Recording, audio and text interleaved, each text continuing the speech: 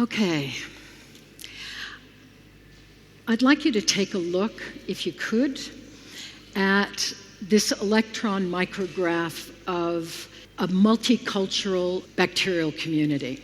Notice the different shapes and sizes. Notice how deep they go, how many layers they occupy. Each of these species is producing a product that is useful for the community as a whole. Not that they do it on purpose, they just do it. And that's why they cluster together. And something like this is growing on your tongue right this minute. It's growing on your teeth, it's growing on your skin, on your nails and your hair, in your nose, in your ears, in your eyes, in your throat and your esophagus. It's growing in your stomach and your intestines, your lungs, and your sexual organs. 10-to-1 is the estimated ratio of bacterial cells to human cells in the average adult. That means 100 trillion cells to 10 trillion cells, which makes you basically 10% human.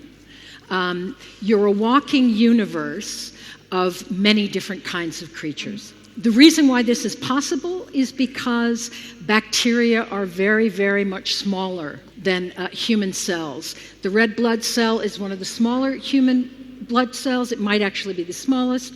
And there's E. coli and Streptococcus aureus, which are much smaller. E. coli, golden staph, both live inside you all the time, but occasionally they go rogue. They meet with others, or another type comes in that is new to the niche, and they multiply really rapidly, and you get gastrointestinal problems if it's E. coli, and you get very sick if it's golden staph. The fact that bacteria can manipulate the genes of every host that it lives in, whether plant or animal, has inspired a lot of research lately. We know that the gut microbiota of obese mice, if they are injected into a normal mouse, will make that mouse fat. If the microbiota of an underweight mouse is injected into a normal mouse, it will lose weight. So there is some genetic control going on. This has inspired an awful lot of research into human obesity, and there is some indication that human obesity is in part the result of the profile of gut bacteria that we have, and this is very interesting, but we don't have a whole lot of information on that, so we're not actually going to talk about any of that in this talk. What we're going to talk about is something that's actually much more controversial. I am going to suggest to you that bacteria have something like a mind. Now, mind is not a scientific term. Cognition is a scientific term. And I am going to try and at least get you to think about whether the bacteria, the trillions of bacteria that live on and in you right now, might have something very similar, at least in outline, to what we cherish in ourselves, which is our memories, our perceptions, our emotions, our ability to make decisions, that sort of thing. This is obviously a joke, this cartoon, but what bacteria get up to is actually really quite surprising and in some respects quite shocking. I am thrilled to be telling this story at this Congreso because this story really is a Chilean story. It had two principal influences. The first one was Darwin, who famously made a trip in and around Santiago and traveled around the very southern end of Chile. And he was the father of the theory of evolution by natural selection, which holds that both in mental and physical capacities, living things should be different in form but not in kind. That means that the rough capacities, the kinds of things that make the physical apparatus work, should be conserved. With changes, certainly, but there should be core elements that are conserved. The other influence is Humberto Maturana, the famous Chilean biologist, who was absolutely revolutionary in the late 1960s and 70s when he introduced a radically new view of the biology of cognition, which concluded that life essentially is a cognitive process, that organisms really can't live without having processes that are roughly like cognition. Now, if the people in the field had paid serious attention to Darwin and Maturana, I wouldn't be here. So I'm glad they didn't. So what do I mean when I say that bacteria are cognitive? I mean that they have a basic toolkit of capacities that we know in ourselves and we know are present in all higher vertebrates. The first one is sensing and perception. Most bacterial species have many, many, many different sensory pathways. The smallest one has 3. But most of them have many, which means more than one thing is happening at any given time. Life is not like the laboratory where you can control for these things. Life is lived in sense-around, and the same is true for bacteria. They also have memory, both short-term and long-term, a working memory, and a long-term memory that acts as a kind of non-associative learning. By virtue of their evolution, they also have capacities to anticipate what the next stage is in their development. For example, E. coli have been found to, when temperature rises, because that's when they go into the body, they then start turning on the machinery that allows them to live without oxygen, because pretty soon they're going into the gut where there is no oxygen. They anticipate what is going to happen, and that anticipation may be engineered by evolution, but the two things, dealing with heat and then having anaerobic respiration, they can be separated and they can be switched. So the anticipation can be changed, it can be conditioned. One of the hottest areas in microbiology is bacterial communication, and there are a staggering number of systems. There just seems to be more and more and more. It seemed at first that there were just a few systems with some elaborations. Now it seems that quite a few bacteria have up to, I think the latest is something like 4 or 5 different systems.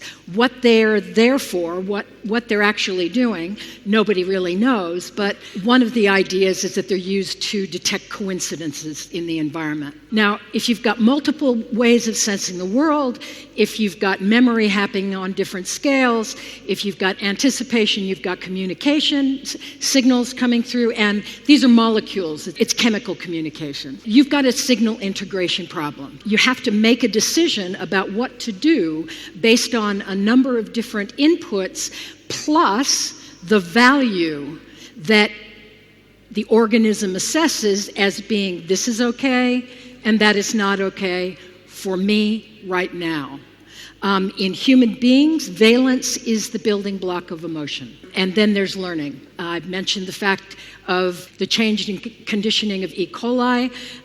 Most of the learning that takes place in bacteria appears to be over generations. We can't follow a single cell in the trajectory of its life from beginning to end at this point. So we're looking at populations, and those populations seem to learn in a similar way to epigenetic memory. That means over and above what's in the DNA, how the DNA is expressed, the way that works in human beings. And that's by the chemical tagging of the genes. It's called methylation, which changes the pattern of how those genes are expressed from generation to generation. After World War II, there's a very famous study of women in the Netherlands whose offspring had a tendency to put on weight much faster. They really made fat efficiently, and this lasted to at least the grandchildren. We don't know about great-grandchildren next.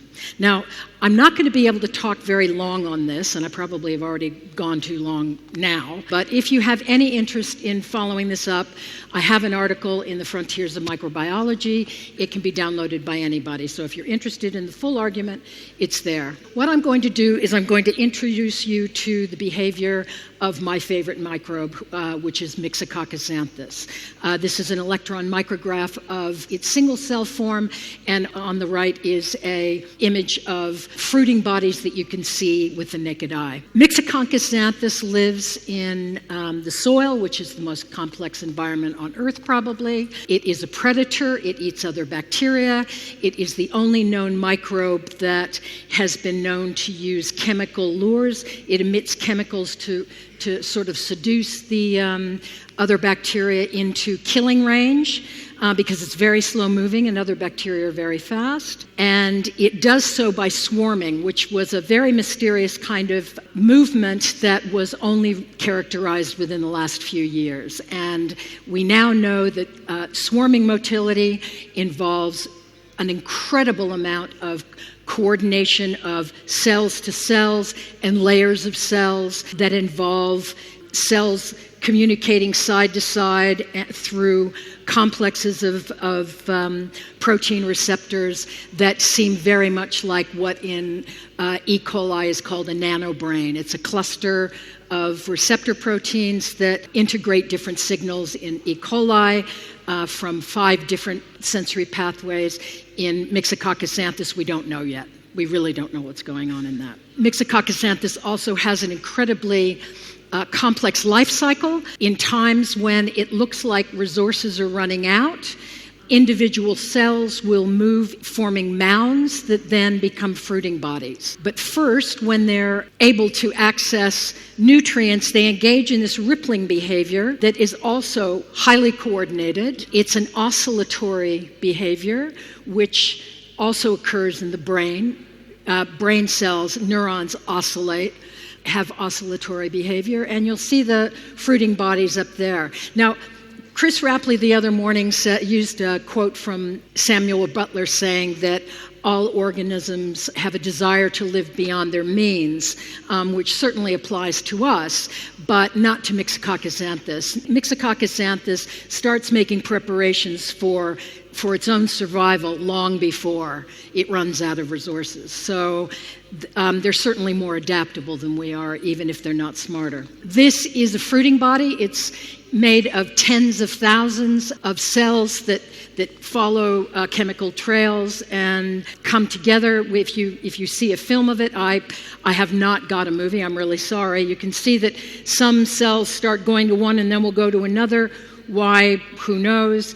But the collection of this has been described as like the great herd migrations of Africa, because tens of thousands come into each one. And then they create spores that are long-lasting. So why is bacterial cognition important? First and foremost, I think it's important because microbiologists don't realize that what they do has much broader application than they know, or potentially. And neuroscientists, generally speaking, are happily unaware of anything going on in microbiology, and I think that they have something to tell one another. The reason why I think this was borne out really strongly in October when an article was published that relates to ion channels in bacteria. Now, ion channels in neurons are the things that generate the electrical pulse that propagates the signal from one neuron down the axon to the dendrites and then to another neuron. So basically, it is the way neurons communicate with one another, which is the basis of our mental activity. We have long known that bacteria have ion channels. They were the model of choice for studying ion channels, but we didn't know until very recently what they were for. We didn't know what their function was. And it turns out that their function is exactly what it is in neurons. It's to propagate an electrical signal to send information at a distance across multiple cells. Bacillus subtilis is an extraordinary bacterium that builds highly highly structured colonies and has been a very popular species for studying things like memory, as well as the general process of sporulation. And basically what happens, the centers in the cell will starve if they don't get nutrients. And the more the cells on the outside keep growing, which they have access to all the food, these guys in the center, they're going to be depleted and they'll die if they don't get food. So they propagate a signal to the outside of the biofilm, to the outside of the colony, and that signal makes all the cells on the outside stop growing and stop expanding, and they allow nutrients to diffuse into the middle. The cells in the middle get fed, and then they start growing again, which is really quite amazing. Another reason why I think that this area is important is that, as incredible as it sounds, in the 21st century, there is absolutely no agreement at all about where cognition is in nature. Humans, yes. Primates, yes. Monkeys, probably. Mammals, yes. Once you start going down to fruit flies and bees and sea slugs and zebrafish and nematodes and plants, there's huge disagreement. Something like identifying a biological function should not really be left up to the individual subjective intuitions of each individual scientist. In my view, that's scandalous. It also means that the cognitive sciences are not like other life sciences. They have a particular species against which they really are benchmarked, and they don't just follow the trail wherever it leads. And the question is why? It also means that the simplest, most successful models are ruled out. And the question is, why? It also means that we're going to get an incomplete evolutionary story. And again, I ask, why? The third reason I think that this research is important, or could be important, is that it's important that we recognize the similarities between us and bacteria and other creatures, all living things, so that we can really appreciate the differences in human beings. Now, yes, we can write symphonies, we can write novels, we can predict new facts from mathematics, we can do paintings, we can do a lot of stuff that other animals don't do. But is that actually what makes us distinctive? Is that what was happening when our human brains grew so quickly and quite amazingly in the natural world? And I think not. I think by recognizing the similarities and differences, we can see that all living things have to process a lot of information just to stay alive, that our behavior is based on an estimation of what's okay and what's not okay relative to some internal goal of what's good for us. And finally, that existential threat, and I really haven't been able to go into the stress response here, which is one of my favorite areas, it induces large-scale changes in an organism that have effects of which we may not be consciously aware. We probably aren't consciously aware. And the differences, I think, are three. First, humans potentially have access to what their goals are. That's what's driving them. We have the potential to understand what drives us. Second, humans can decide to act against their evolved conditioning, to set new goals that have nothing to do with their individual survival or well-being. Kant was very big on this difference between us and the rest of the natural world. And finally, even though human will is not entirely free, because we are animals have a small degree of freedom, we have more. I don't know why, but we do have more. And it's absolutely essential that we do have more, because if we are going to act to preserve, save life on Earth, because the planet's going to be just fine, whatever happens, it's life that's the issue, we're going to have to live more like human beings. And what that means, I think, is that if we get angry, we can choose to exercise patience. If we feel selfish, we can choose to act in the greater interest. And if we feel hatred, we can choose to practice love. And that's what makes us different. Thank you.